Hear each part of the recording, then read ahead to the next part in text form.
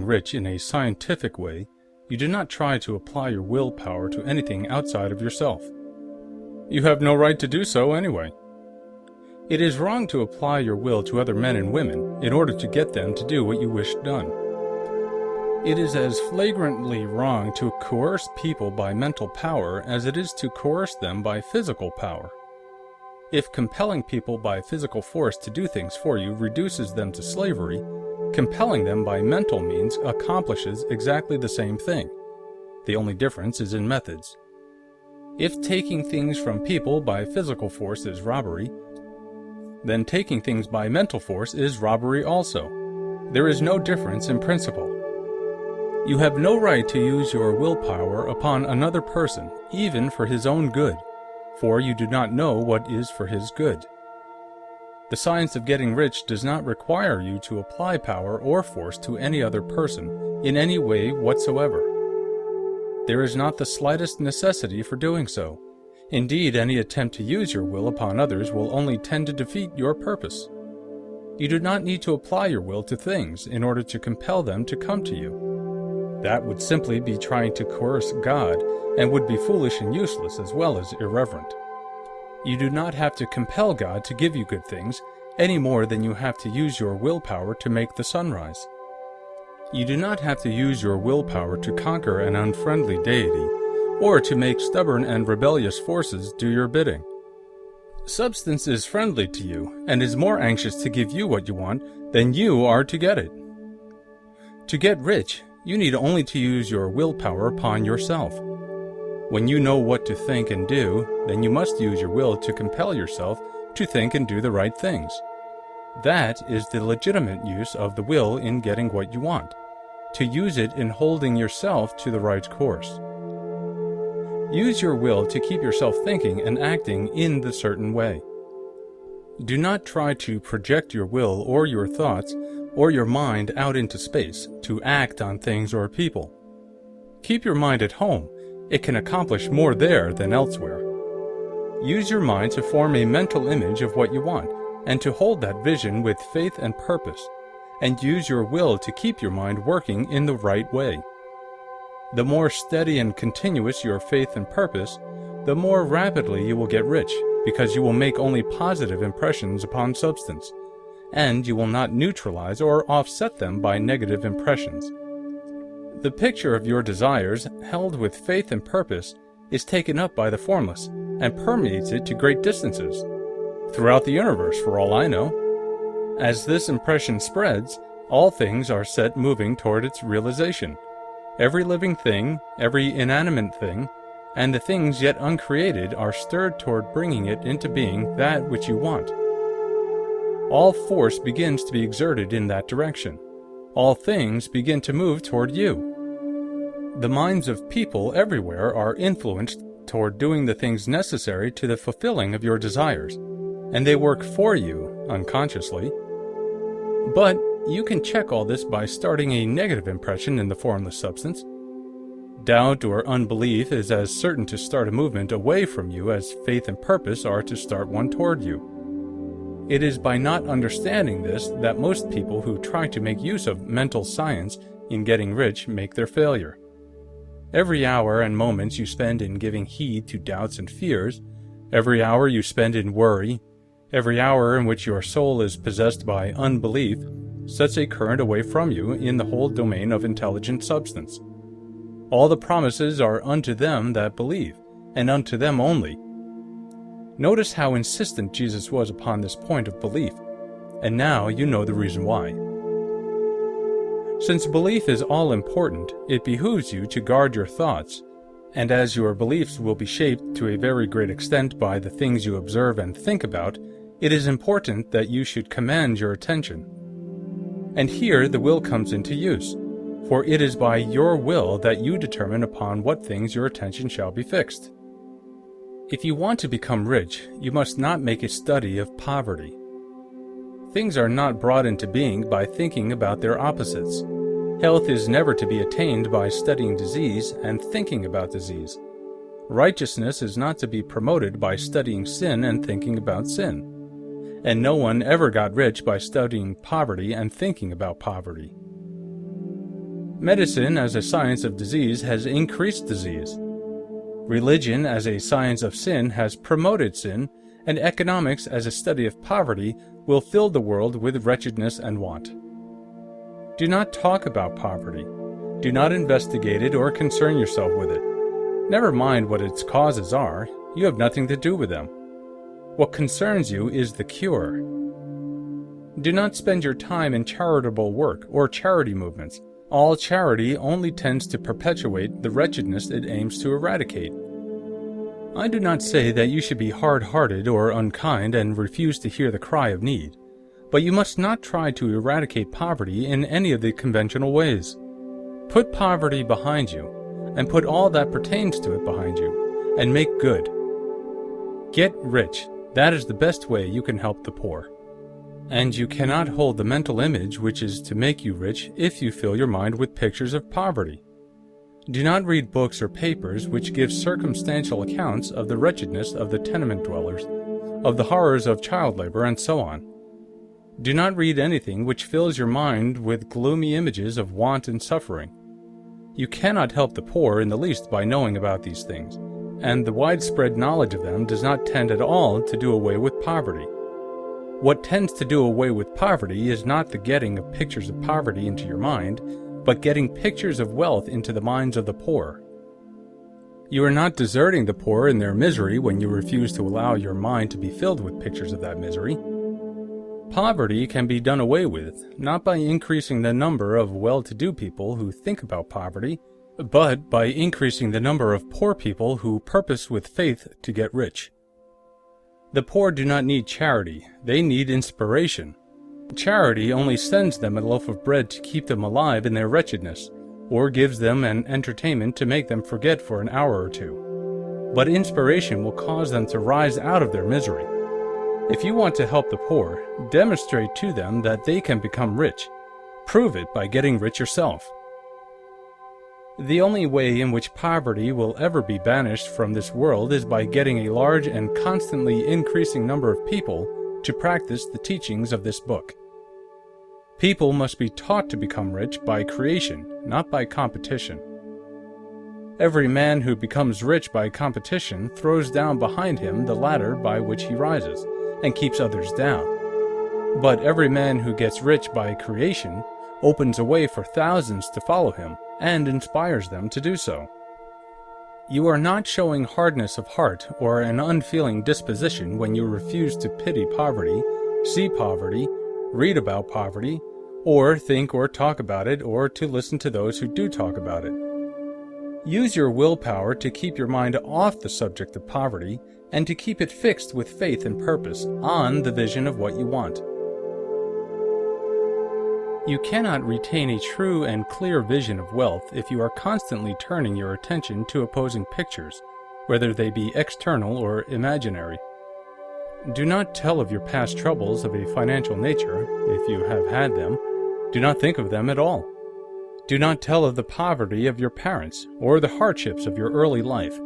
To do any of these things is to mentally class yourself with the poor for the time being, and it will certainly check the movement of things in your direction. Let the dead bury their dead, as Jesus said. Put poverty and all things that pertain to poverty completely behind you. You have accepted a certain theory of the universe as being correct, and are resting all your hopes of happiness on its being correct.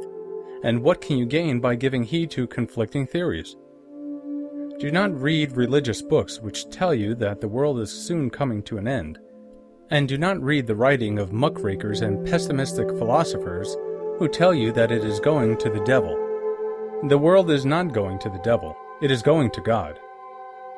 It is wonderful becoming.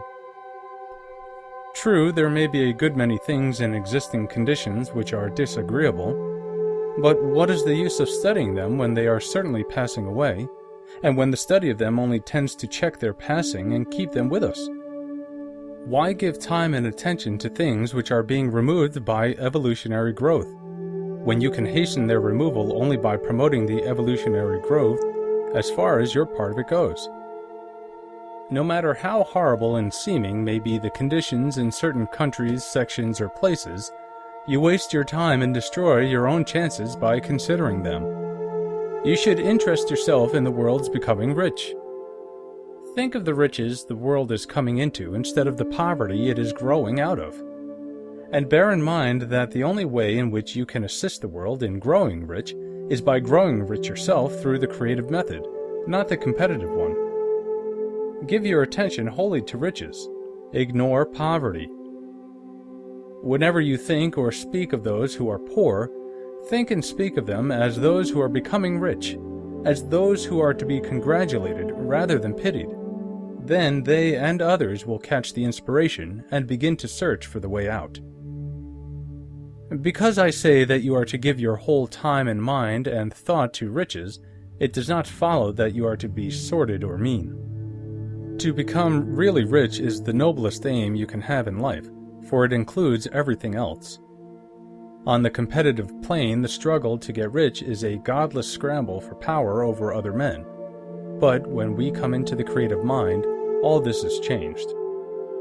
All that is possible in the way of greatness and soul unfoldment, of service and lofty endeavor, comes by way of getting rich. All is made possible by the use of things. If you lack for physical health, you will find that the attainment of it is conditional on your getting rich. Only those who are emancipated from financial worry and who have the means to live a carefree existence and follow hygienic practices can have and retain health.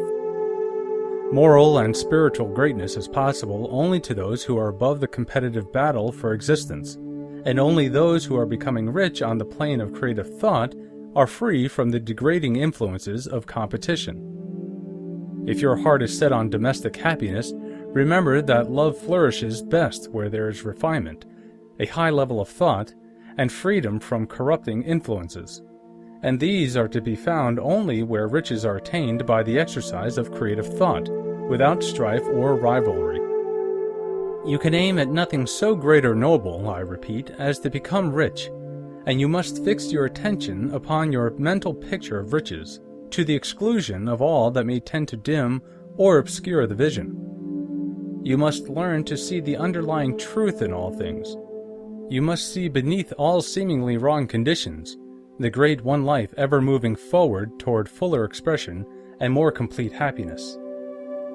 It is the truth that there is no such thing as poverty, that there is only wealth.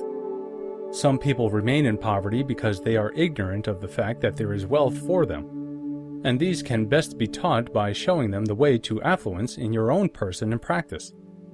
Others are poor because, while they feel that there is a way out, they are too intellectually indolent to put forth the mental effort necessary to find that way and by travel it. And for these, the very best thing you can do is to arouse their desire by showing them the happiness that comes from being rightly rich. Others still are poor because, while they have some notion of science, they have become so swamped and lost in the maze of metaphysical and occult theories that they do not know which road to take. They try a mixture of many systems and fail in all. For these, again, the very best thing to do is to show the right way in your own person and practice. An ounce of doing things is worth a pound of theorizing. The very best thing you can do for the whole world is to make the most of yourself. You can serve God and man in no more effective way than by getting rich. That is, if you get rich by the creative method and not by the competitive one. Another thing, we assert that this book gives in detail the principles of the science of getting rich, and if that is true, you do not need to read any other book upon the subject. This may sound narrow and egotistical, but consider, there is no more scientific method of computation in mathematics than by addition, subtraction, multiplication, and division. No other method is possible. There can be but one shortest distance between 2 points. There is only one way to think scientifically, and that is to think in the way that leads by the most direct and simple route to the goal. No man has yet formulated a briefer or less complex system than the one set forth herein. It has been stripped of all non-essentials. When you commence on this, lay all others aside. Put them out of your mind altogether. Read this book every day. Keep it with you. Commit it to memory, and do not think about other systems and theories. If you do, you will begin to have doubts, and to be uncertain and wavering in your thought. And then you will begin to make failures. After you have made good and become rich, you may study other systems as much as you please, but until you are quite sure that you have gained what you want, do not read anything on this line but this book, unless it be the authors mentioned in the preface. And read only the most optimistic comments on the world's news, those in harmony with your picture. Also, postpone your investigations into the occult. Do not dabble in theosophy, spiritualism, or kindred studies. It is very likely that the dead still live and are near, but if they are, let them alone. Mind your own business. Wherever the spirits of the dead may be, they have their own work to do and their own problems to solve, and we have no right to interfere with them. We cannot help them, and it is very doubtful whether they can help us, or whether we have any right to trespass upon their time if they can.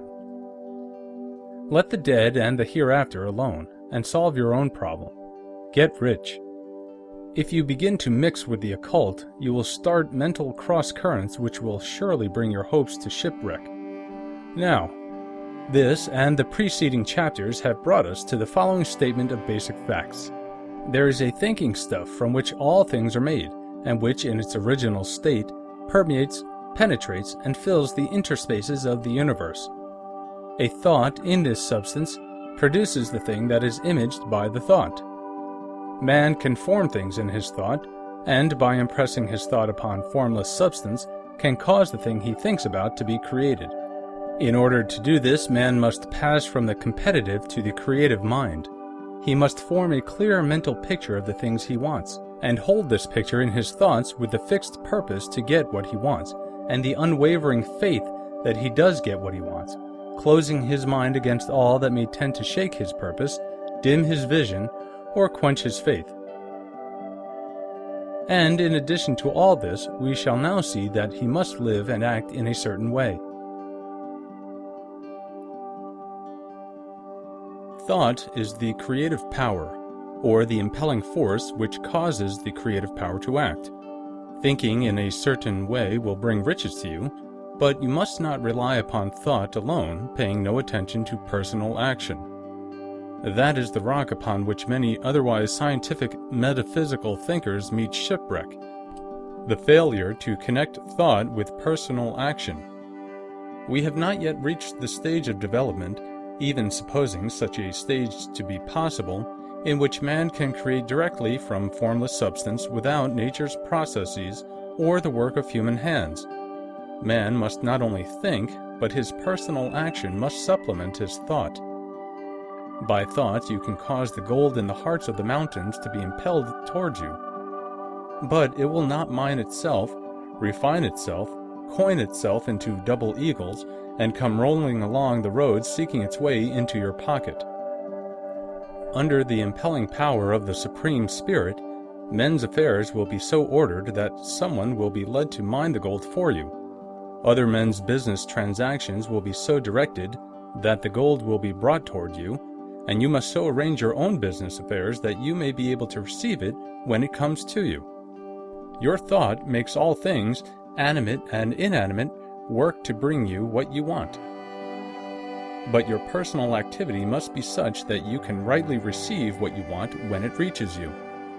You are not to take it as charity, nor to steal it.